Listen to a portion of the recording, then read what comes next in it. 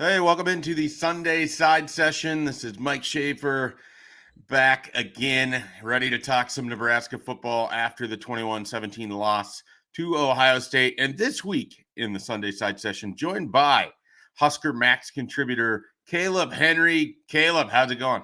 Shafe, I'm super happy to be back on with you. Yeah, I'm trying to remember which game we had last year. Because I know I've had you on at Oh, least yeah. once. I feel like each of the last two seasons. Yeah. Uh, Nevertheless, I'm not entirely sure if you've been on after a win, because that's sort of how it's been Oh, for Nebraska for the oh God. for It the was after the last Colorado loss. last year. Is that what it was? Yeah. Oh wow, look at us. Well, hey, this one was a little closer. So Yeah. let's just jump right into this game, and we're gonna start right towards the end of it. We're just gonna start right in the fourth quarter. Walk me back through kind of where were you as the third quarter plays out. It's 14-9. Nebraska's, battling here. They have the opportunity to take the lead. They can't get in the end zone. Let's just go back to that. It's 1st and 10 for Ohio State from their own 2. Did you think Nebraska was going to get off the field at that point? Yeah. Yeah, I did Isn't because, that kind of wild? Because we're well, coming off of a week against Indiana where they couldn't get off the field at any point at all. And now they're playing Ohio State. And I know the name on the jersey shouldn't mean as much as it does. But I had a lot of confidence in Nebraska yesterday after the first quarter. Like, hey, I mean, if they can just eliminate the bus, it's not like Ohio yeah. State's doing anything special here. Well, and because until you, like in that first half, when they got the 14 points, it was a 40-yard pass and a 60-yard pass. Yep. Both of them had busted coverage, and both of them had at least one, if not multiple, holds from the line of scrimmage. So like there were multiple things that you looked at that and went, okay, you're going to probably have to fight the fact that Ohio State's not going to get called for a hold the entire game. And they didn't, by the way. 0 offensive penalties for Ohio State over the course of 60 minutes, which was baffling with that offensive line. But when you got to that moment, first of all, another bad spot that should have been like inside the 1 Yeah. before the 4th down. And then definitely after the failed jump, which I don't know why that's become a favorite play to go to, is to try to jump 10 feet over these guys, which is hard to do laterally in full pads. I commend the athleticism, but that's really tough to do with guys trying to stop you. But you're right. It was a weird mentality to go, oh, they have forced multiple 3-and-outs and an interception. The black shirts will get off the field here. Like, and you just look at that and go, why are we feeling this way a week later? Yeah. Where they What changed? where they could not get off the field. Is some of it, is Indiana's offensive line better than Ohio State's today? Maybe not something that you would say over the course of an entire season, but right now when you've had back-to-back examples of Nebraska's defense, I think the effort showed up a little bit more yesterday than it did against Indiana. But I think Ohio State's offensive line is super suspect. They hadn't really played anyone until they got to the Oregon game anyway. And Oregon lived in that backfield for quite a while, even though Will Howard had a career day throwing the ball. And then he just needed to slide a half a second sooner, and you don't know how a field goal plays out there. But it's weird to be in this mind frame of confidence in a defense against a top 5 team that there was no confidence in that defense a week ago. I think, and this is just my general theory on it, I think Nebraska is very much a game flow type of team where if it's close, like within a score, and at one point it was 14-3, so it was 2 scores. Mm-hmm. But if it's close, I think they play with a lot of confidence. When it starts to stretch out without, this is going to sound a lot worse than I want it to, they're going to fold. Yeah. And so I like the fact that Nebraska's defense came in, they got that initial stop right away early in the game. They're able to get off the field multiple times early. Like, I think they feed off of that. I think they're very much an emotionally driven team that when the vibes are good, they're going to play good, at least on defense. When the vibes are bad, as we saw, like when Illinois was able to kind of score in the fourth quarter, and Nebraska turned them back right before the end of the game. But I didn't have any confidence going into that overtime. Now, some of that is just 10 years of Nebraska's history in overtime. Illinois, same thing. Nebraska gets it to 14-7 and immediately gives up that touchdown. And I thought the game was over. Like, I don't know that they have the ability to play in that kind of game flow, but where they have spent most of their time in the Matt Rule era is kind of in that seesaw, one score, back and forth, tension-filled football. And weirdly, they tend to thrive for the most part in it. They don't finish games necessarily. Yeah. But they tend to play better when the game flow can be like that. And I think a lot of it is they have to get stops early in a game, and then they have that confidence that they can kind of play with throughout. I mean, they bounced back really well off of those two busts. You gave up 100 yards passing on those two plays, 30 yards on that awful play at the very beginning of the drive that Ohio State scored on to retake the lead. Yeah. And then 80-some yards the rest of the game. Like they did a really nice job against two prolific wide receivers. And Will Howard, who I don't think is special, but I think he's college football good. And so, I just think a lot of it for me is if Nebraska has a little bit of confidence that they're playing with early in a game, they're going to be able to hang around. When they kind of got down early against Indiana, it felt like there was no way the walls had closed in. They weren't getting out of that. Like I think the game flow is a huge part of it. I didn't realize this till later in the day. You know, when like you have all of the stats, everything is sitting in your head, and then there's just kind of like this epiphany later. And there was the talk of through the third quarter, gave up, 23 total points, 3 and outs, interception, those things. Other than that one touchdown drive Ohio State got in the second half, they never did more than 3 offensive plays on a drive. Right. And that includes kneeling it out at the end. They had one drive after halftime with more than 3 plays. And that's mind-boggling to me with to have the defense come out and play so electric that way. I wish they could have got some of those hold calls, because then what does that do to a little bit better field position, help out the offense a little bit? You talk about the confidence in the defense getting those stops. I wonder how much, and this will be interesting, maybe we'll be able to ask some of the guys on Tuesday, was some of that confidence boosted by the job done by the kicking team? I know you had the start of the game where you have, here we go again on kick return. You're set up at your own 9. Bushini's punt is shanked, and you go, is this going to be another special teams day? After that, it really wasn't a disaster for the special teams, and you had good snap, good hold, and you're on the board with a field goal. All right, here we go. All of that stuff at the end of the first half, and you're lining up for a 54-yarder going, please just don't let them block and return this. Yep.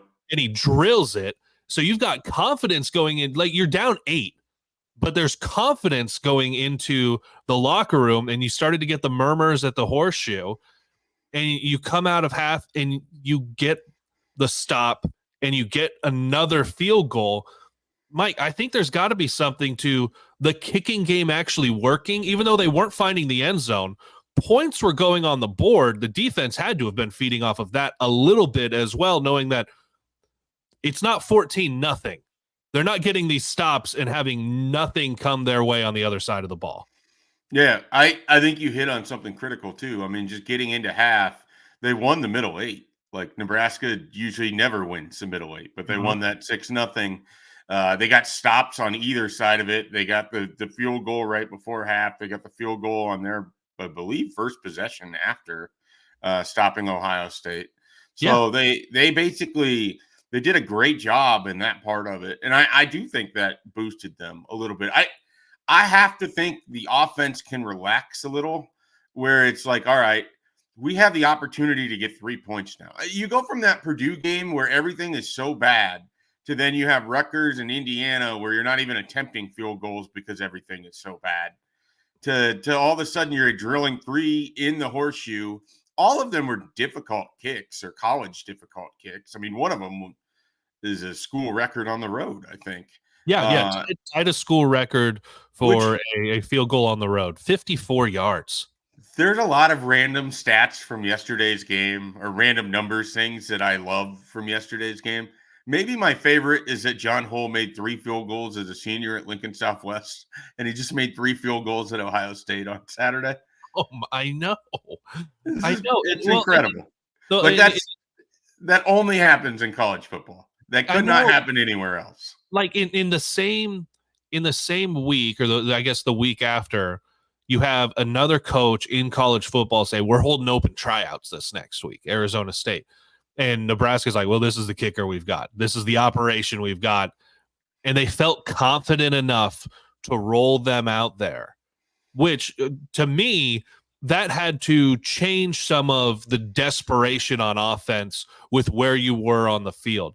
I think if John Hull doesn't hit that first one, and whether it's a snap issue, something goes wrong, you have all of those things go wrong, and you are lined up at the 37. You're probably throwing it to the end zone to end the half. Yep. Like you're not even attempting that field goal if things didn't go right that first time. And now things went right twice, and you come out of the half and you line up and kick another one, and it's going, okay, there was a confidence. We talked about it for the defense, but for the offense, and I know play calling in instances was certainly an issue yesterday, but it's got to be helpful with your play calling, knowing we can still get 3 here. I don't have to be in 4-down territory where it's touchdown or bust. Even the idea of we can attempt this and we know it's not going to be a tire fire set out to sea is better than where they were 3 weeks ago. Like I even having the ability to be like, all right, it's 3rd and 9. We don't have to run the ball, or we don't have to throw a 4-yard screen play to try to set up 4th and manageable. We can let Dylan Raiola try to go downfield. We can try to do this. We can do whatever. That has to be better mentally in the spot that they're in right now than it was when you faced Rutgers in Indiana, just because of what John Hull was able to do. I think that actually makes me feel better about the final 4 games of the season, which we're gonna talk about those by the end of the show here. Let's dive into the offense a little bit. We're gonna jump around. It's not gonna be the most smooth podcast operation, but I think the listeners know that by now. I want to start with the running game, because we're going to spend, I know, quite a bit of time on the screen passes, as we should, as Nebraska apparently has. But I do want to talk about the running game. It was very feast or famine. That was one of the kind of fascinating things about yesterday, is that Nebraska either hit like a 12-yard or more run 4 or 5 times, or the running back was basically being gobbled up at the line of scrimmage and maybe eked out 2 or 3 yards. Yeah. There wasn't like 6-yard runs, or it's weird. You're looking at you pull up Dowdell or Emmett Johnson, and it's like, you don't see the numbers 6 or 7 or 8 or 9 without a 1 in front of it. Like none of those existed. I don't even think they had a 5-yard run yesterday. They had nothing. If they had more than 4 yards, it was not less than 12. And if they had, less than 12, it was either 4, 3, 2, or 1. Like, it's just kind of a wild day running the football. And yet it was effective in a weird way. Like, again, you don't have to run for 200 yards to have an effective running game. If you can run well enough to make them think that you can do it, and then operate off of play action or push the ball down the field, suddenly the defensive coordinator isn't able to just dial up 0 blitzes or do different things, and you keep your offense a little bit on schedule.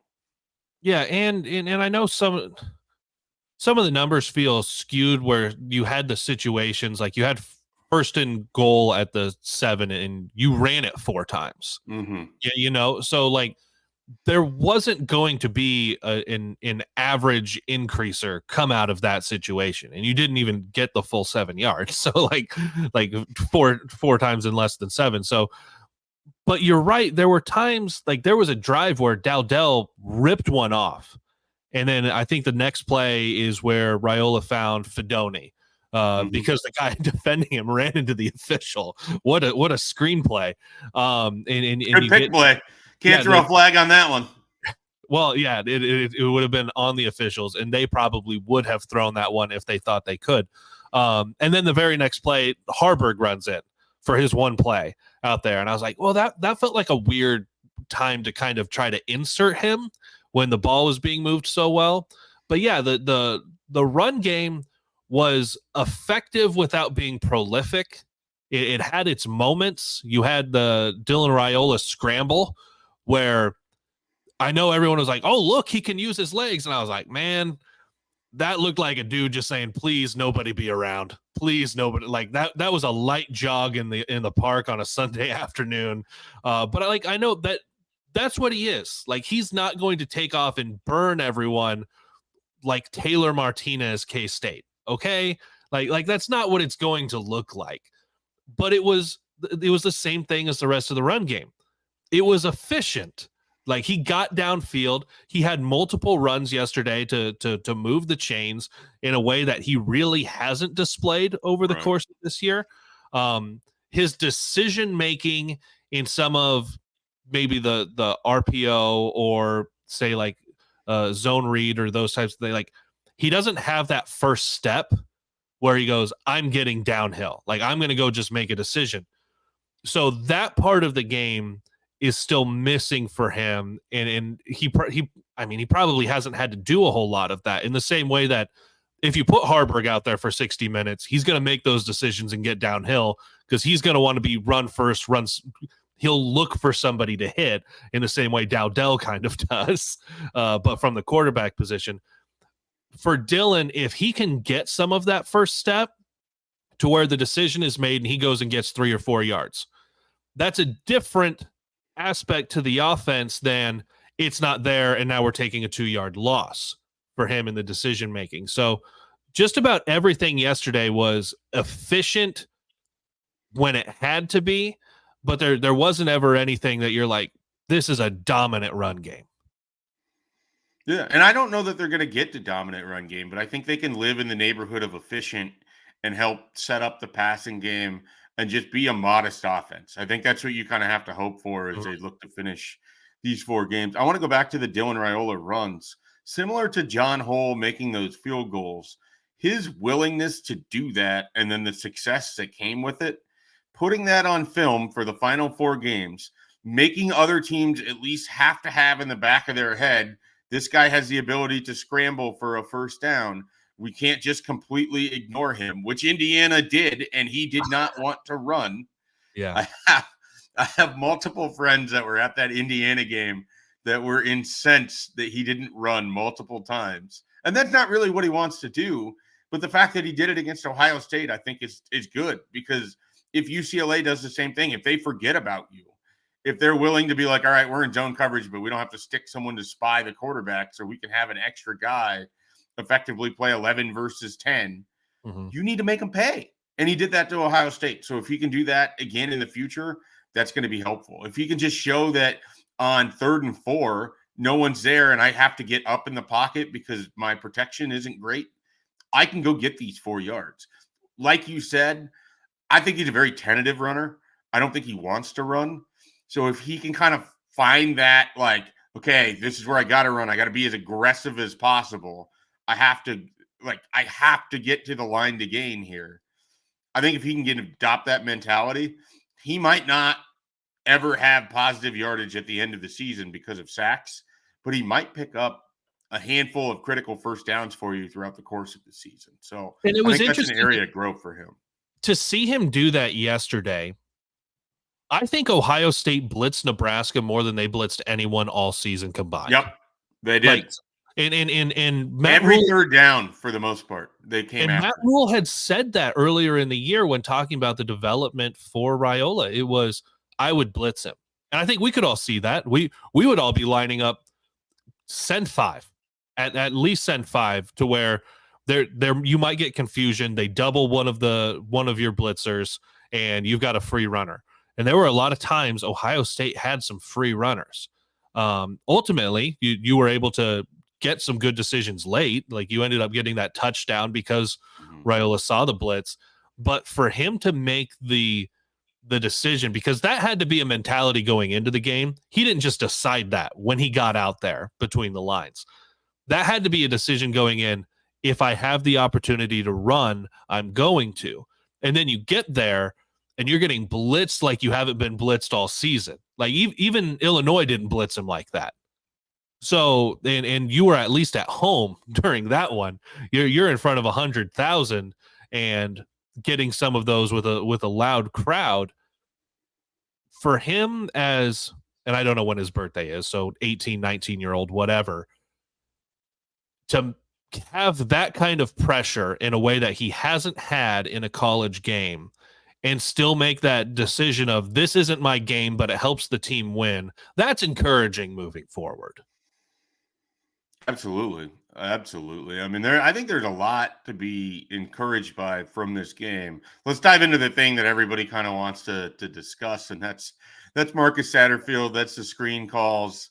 That's I put it, I believe on Twitter, I referred to it as self-sabotage because I kept running a screen behind a block from Jamal Banks against, and I forget his first name, Burke, one of the talented corners for Ohio State. And he did this like 3 times yesterday, and it all resulted in lost yardage. And then at the very end of that game, you have the situation where you get the false start, which can't happen. And then you have 2 straight negative screen yard plays when it's time to go downfield. We're going to get the opportunity to talk to Marcus Satterfield. I am sure he is going to be asked about the prolific nature of the screen game, why they keep going back to it when yesterday they had 6 negative yardage plays. Of their 22 completions, 6 of them went for lost yardage. That's terrible. Like, absolutely. First of all, say what you will about the yards per play thing. You have to be able to push the ball downfield. You can't run it, so you already have teams sitting on top of you because of that. You have to make them respect you further away from the line of scrimmage. He knows this, and yet for whatever reason, and maybe it was just like overly thinking what Ohio State was going to do instead of deciding what you're going to do. Some of Nebraska's offense feels like they don't try to dictate terms. They're trying so hard to figure out what the other team is going to do to have that perfect counterpunch that they forget that in order to throw the counterpunch, you have to be good at the counterpunch. Yeah. And they're not. Like these screen, like when has any of them worked this year? Well, to the level where you're like, oh, I think they had one against UTEP that was a pretty nice halfback screen pass.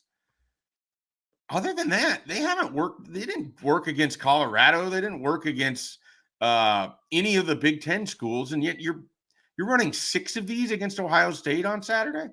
And Matt Rule said in the post game, he said, well, they had one, and I think he was talking about the last possession where just didn't get the man guy blocked. And my initial thought right here was like, I wish I was in Columbus to say, when has that man been blocked? Right.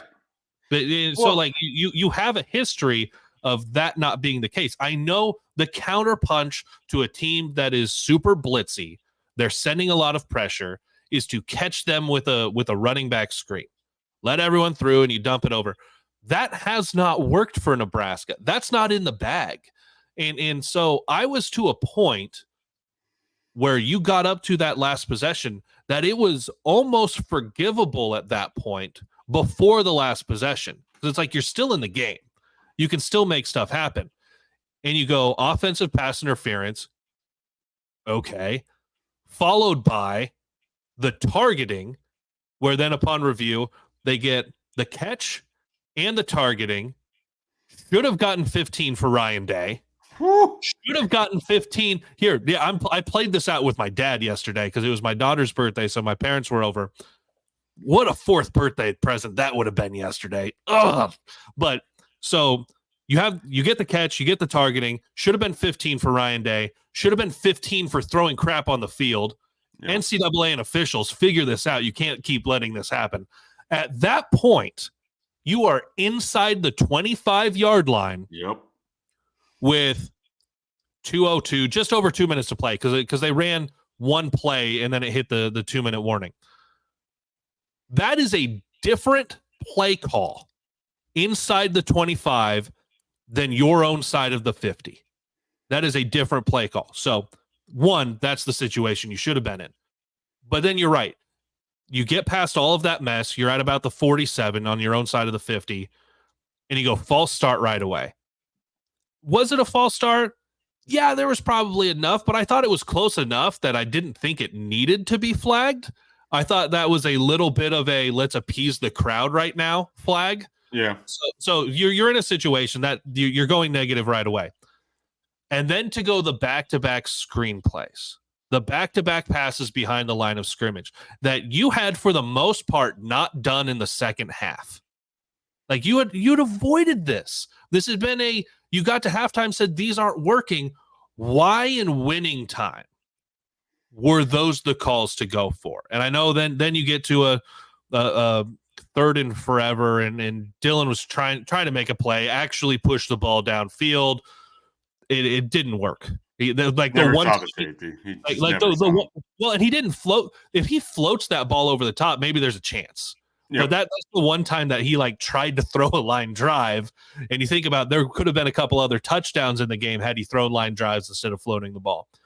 But you got into that situation because the play caller decided this is something we need to do, and it hadn't worked, and you got to winning time, and they went back into that bag, and it didn't work again. And that, I don't know what's going to happen the rest of the drive if there's different play calls. Maybe they run the ball, maybe they hit some slants, things happen the same way. They still, it ends on an interception and they kneel it out. I don't know. But I know those play calls did not set the team up for the best success in winning time on the road at a top 5 opponent. Yeah. I have my greatest issue with those final 2 calls is that you're isolating a player in Cody Simon, because that's ultimately who's in coverage on both of those plays. And he made 2 great plays. Here's the problem with that. Cody Simon is a better athlete than you have at running back catching the ball. So you're relying entirely on misdirection. And yet all he's doing in those plays is just coverage. Like, he's just in coverage on the running back, and he's a better athlete. And the reason I know this, previous Nebraska staff loved Cody Simon. They recruited Cody Simon very hard. He's a very, very good athlete from New Jersey. He's a very good linebacker. He chose Ohio State over Nebraska and a handful of other schools. And you're isolating him because you think you can win that matchup with misdirection. So you run this screenplay, and you have Bryce Benhart block nobody because he's supposed to get out to the edge. He touches no one on the play, no real fault of his own. But you didn't have anyone that was – Ja'Cory Barney could win that matchup with Cody Simon. You're throwing it to Emmett Johnson. I like Emmett Johnson. He's not fast.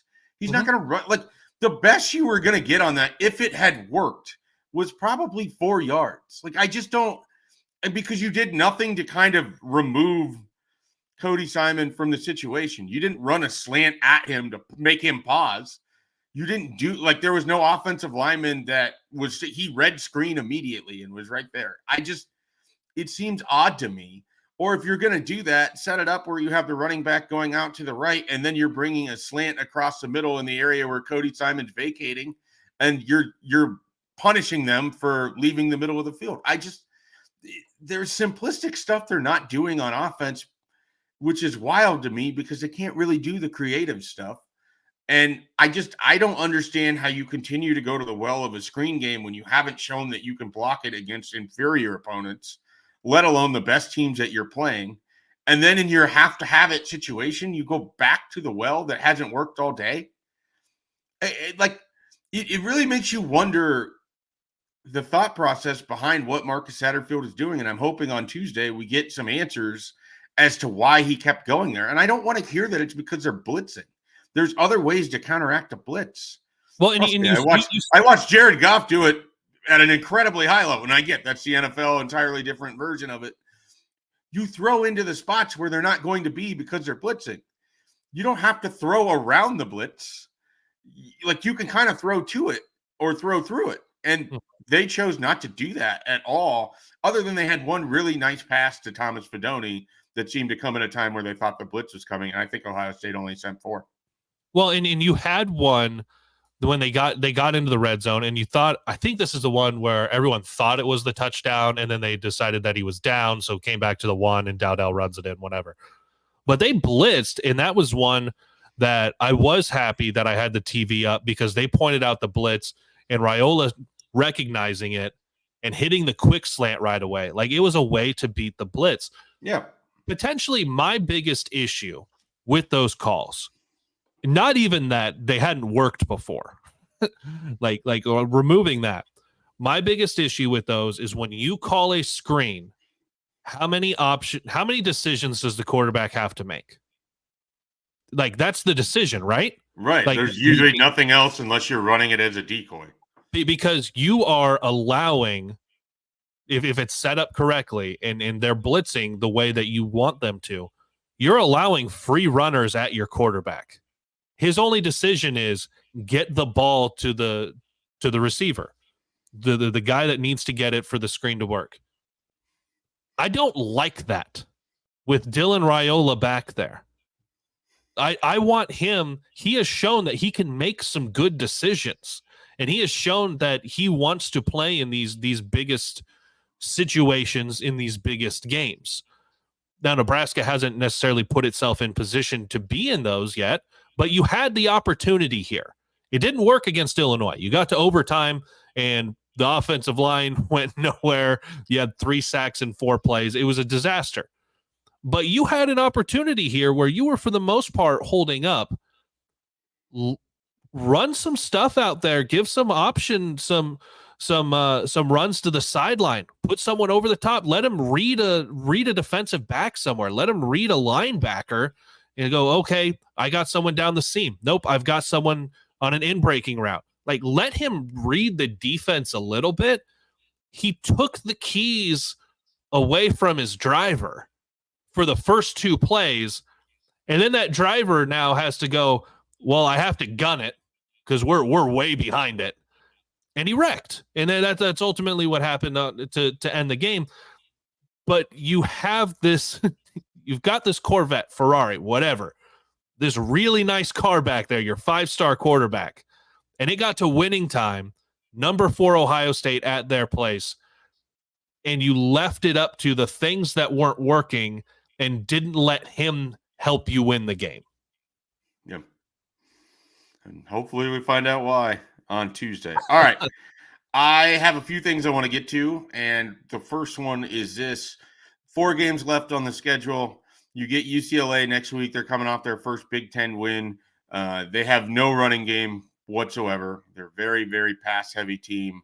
I don't think they have a running back with over 175 yards rushing, or if they do, it's just barely there. They have no one at 200 yards. I know that. I think they have like 450 yards total for the season. So a very one-dimensional team. You got that UCLA team. Then you get a USC team that got a bounce-back win against Rutgers on Friday.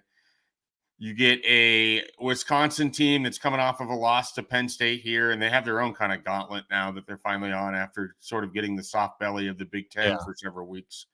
And then Iowa, who had a quarterback change in the middle of the game, and it might make them better. I don't know. I really have no idea. They're a very weird team. What do you make of these final 4 games? And, I'm not going to, you don't have to give me a record as to how you think they're going to do, but I would certainly take one. Well, I will say, some of this has to be the way Nebraska plays. Does the defense show up in a way that they did yesterday against Ohio State? Or do things go wrong early enough that they hang their heads a la Indiana? I hope it's a lot more of the former. I hope they go out there and there's consistent effort and the offense is giving them some kind of hope, and the special teams is giving them a little boost as well. Like, you had the punter get a black shirt, for crying out loud. Like, let's have the special teams be a little bit of a boost here. I would not be surprised for Nebraska to go 4-0 in the month of November. Like, that would not be surprising. Because none of these teams they're going to face are juggernauts. USC is not what we thought they were after that LSU win. UCLA is still in LA for those who haven't figured it out since Big Ten media days, and know they're still not great, even though they've got a win. Wisconsin is playing better, but it hasn't been against great teams. Mm-hmm. And Iowa is still just like weird Iowa. Not to say that they're not efficient in doing what they do, and holy cow, do they have a running back, and their defense is still playing well. But like there's nothing. I look at that Iowa team and say they're beating Nebraska 45-12. So like all four of these, and maybe this is something that's been said for way too long in Lincoln, like they're all very winnable games. Now, what does it look like when you get there? I think Nebraska could go 2-2 or 3-1 in November. Mm-hmm. Very, very much so. And then you look at that and you go, okay, you finished your 8-4. And for some people that were looking at a potential 9-10 wins, if you had things go right against Illinois and Indiana, because we didn't know what Indiana with Curt Cignetti necessarily was at the beginning of the year, that feels good. Even getting to 7 wins, like getting to a bowl game right now is a different animal. I know it's Nebraska, and if you only got to 6 wins, say Nebraska goes 1-3 in November, you're still in a bowl game. Like it's a monkey off the back, even if it's not necessarily the biggest one that you wanted to go to. So I'll say I'm not. I would be surprised if they go 0-4. I'll go to the other side of that. That would surprise me. But I think Nebraska gets at least 2 of these.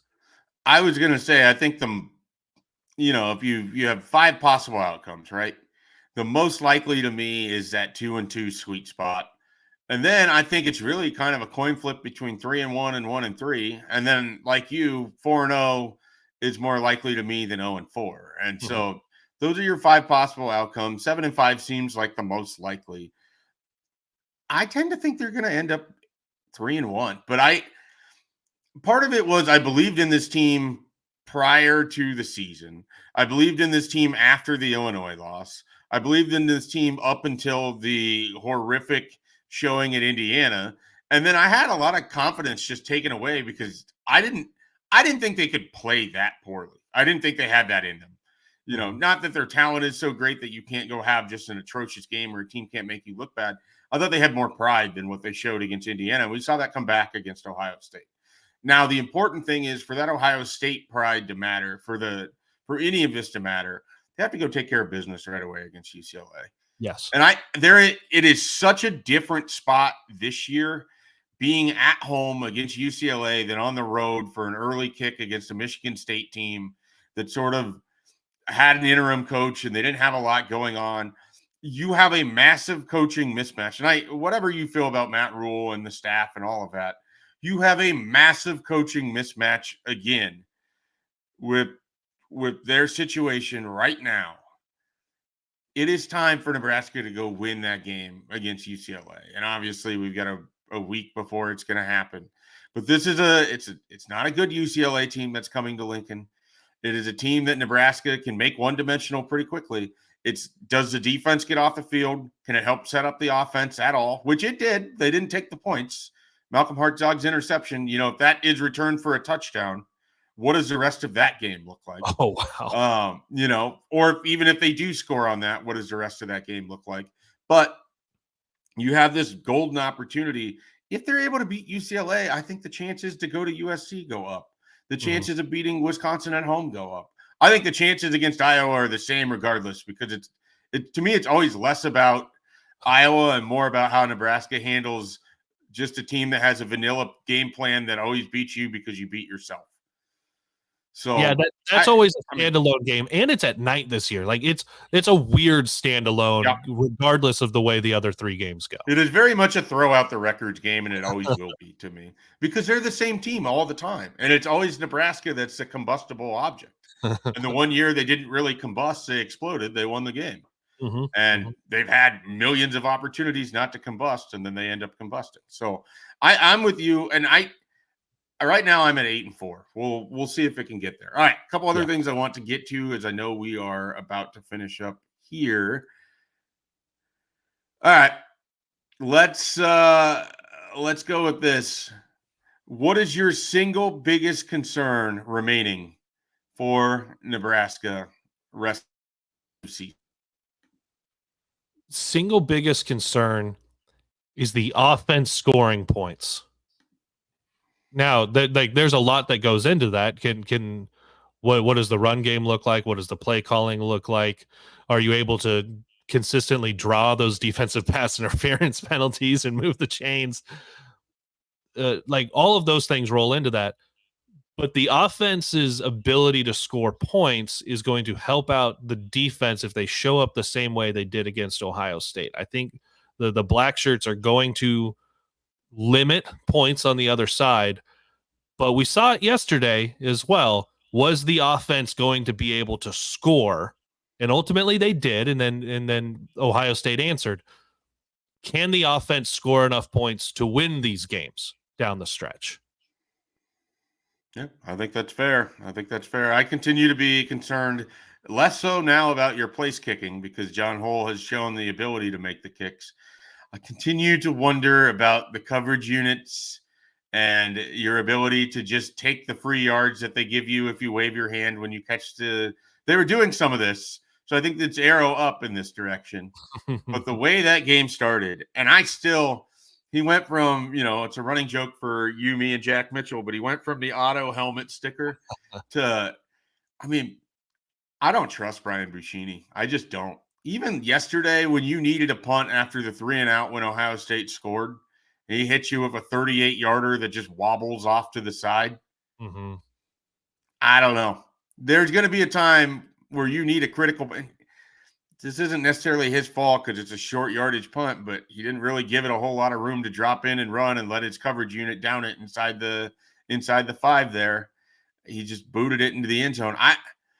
I don't know that I trust Brian Buschini to be able to hit big punts for you. I really don't. Or to avoid the shanks. And so the special teams for me in these final 4 games, if Nebraska loses, if they go 1-3 or, 0-4, special teams will have derailed at least 1 or 2 of those games. I feel somewhat confident on that. If they can just play at a C level on special teams, they can go 3-1. I really do think that. All right, Kaleb. Hey, I appreciate you joining here again. One of these years, you are going to be sitting here talking about a win against a Big Ten team. I don't know when it's going to happen. I don't know why it's going to happen, but I promise it will happen. So we appreciate you joining us here on the Sunday Side Session. Hey, anytime, Mike. Appreciate it. Where can everybody find your work? Because I know you've been covering Nebraska football in a different way here for the 2024 season than previously when you were a radio man. Yeah. You can, all of it's there as well as a lot of our other work, huskermax.com. You can find links to everything as well as just a whole lot of stuff because Husker Max now 25 years old this season. So a lot still going on with Husker Max and everything David and Joe have built there. And of course on Twitter, the old X, Kaleb Henry at Kaleb Henry. Sometimes the tweets are good, sometimes they're great, sometimes they're bad, but that's kind of the world we live in. Kaleb's big volleyball guy. So if you're into Nebraska volleyball, you're going to get some Nebraska volleyball tweets. You're going to get some Nebraska Feed volleyball Andy coverage. Jackson more. That's where we're at. See, I don't even know what to do with that. I will not pretend to be a volleyball guy. I know who's on the team. I watched the game. My wife cares greatly. But I just have no eye for the sport and no understanding of what I'm watching, other than I am familiar with the slide, and I always like the slide. No, big fan of the slide.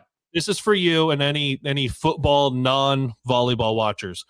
Feed the middle is the equivalent of throw the ball to the tight end. Okay. See, feed the middle, that'd be the slide, right? Your middle blocker runs the slide sometimes? Yes, the middle blocker does run the slide sometimes, yes. Okay, there we go. I was a big Kayla Caffey person. That was super athletic. I was a big fan of anytime you basically were feeding her in the middle and she was just out jumping people and then bringing the hammer. I like That's what Andy Jackson is doing right now. I'm on board then. Yes. I'm on board. All right. If you need more Nebraska coverage than you can handle, obviously check out our friends at Husker Max, but also check out Husker247.com. Plenty of coverage from BC and Bruntz. They were both there at the game. Basketball scrimmage on Sunday. BC will have some coverage fallout from that as well. And of course, Nebraska, UCLA, bowl eligibility at stake. Round 1, November 2nd. We'll have all the coverage leading up to that game as well. So check out everything we have going on at Husker 24/7. For Kaleb Henry, I'm Mike Shaver. Appreciate you listening to the Sunday Side Session.